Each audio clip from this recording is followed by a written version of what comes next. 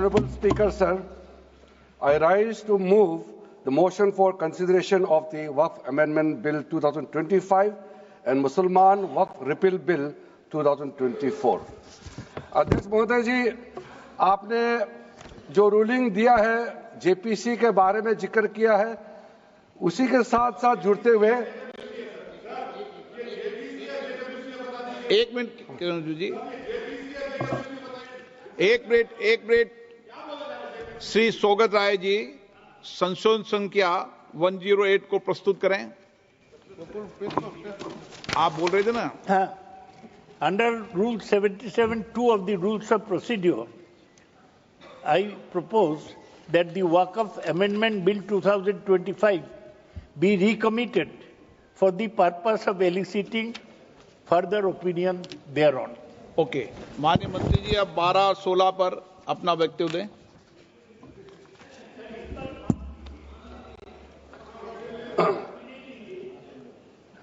आपका जो जब मैं ओपनिंग करूंगा उसका भी जवाब आएगा और बाकी अमेंडमेंट तो आखिरी में आता ही है।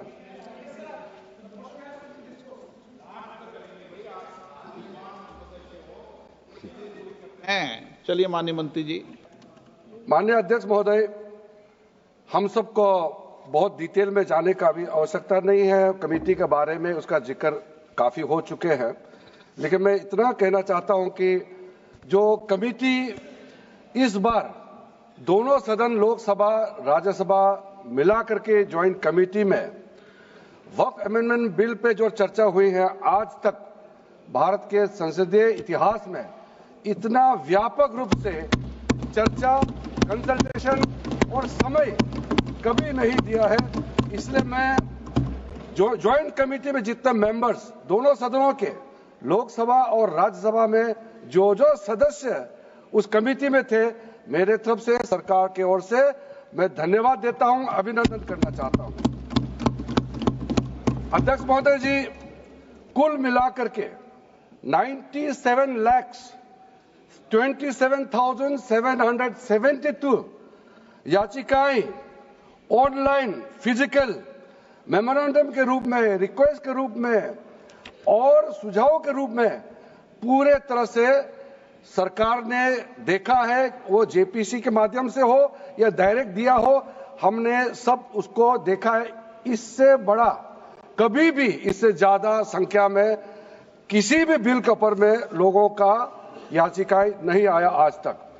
कुल मिलाकर के 284 डेलीगेशन ने अलग अलग समुदाय के जो स्टेक होल्डर्स है, उन्होंने कमेटी के सामने में अपने बात को रखा है, सुझाव भी दिया है। 25 स्टेट गवर्नमेंट और यूनियन टेरिटरीज का वक्फ बोर्ड्स ने अपना सबमिशन भी पेश किया गया है। इसके अतिरिक्त कई लीगल लुमिनरीज, विद्वान लोग हैं हमारे समाज में, कम्युनिटी लीडर्स हैं, अलग अलग धार्मिक संस्थाओं का प्रतिनिधि, charitable organisation, civil society, academicians, researchers, policy makers, सब ने इस कमेटी के सामने में पेशकश किया है। उसके साथ साथ मैं कहना चाहता हूं सर, आज जब मैं जो बात रखूंगा आपके सामने में, पिछली बार जब हमने ये प्रस्तुत किए थे बिल को इस सदन में, तब भी मैंने कई बातें बताई थी। आज मैं उसको नहीं दोहराते हुए कुछ बातें मैं जोड़ूंगा और मुझे अपना बात रखने के बाद सिर्फ उम्मीद ही नहीं, पूरा यकीन है कि जो लोग इस बिल को विरोध कर रहे थे, वो हृदय में भी बदलाव होगा।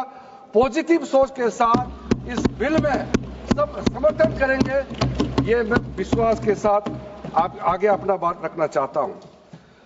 क्योंकि मैं पॉजिटिव नोट से बात रखना चाहता हूं, तो इसलिए एक मेरे जो मन की बात है मैं कहना चाहता हूं, तो इससे अच्छा संदेश जाए।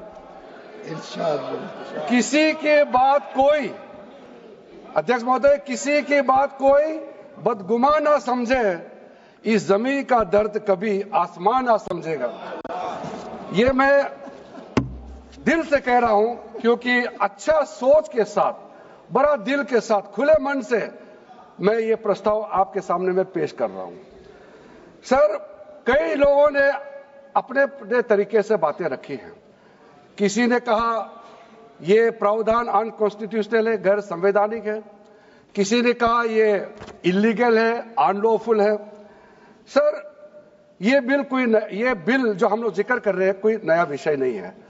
आजादी से पहले ये बिल जब पहली बार मुसलमान वक्फ वैलिडेटिंग एक्ट पास किया गया था 1913 में, तब से इसका इतिहास शुरू होता है।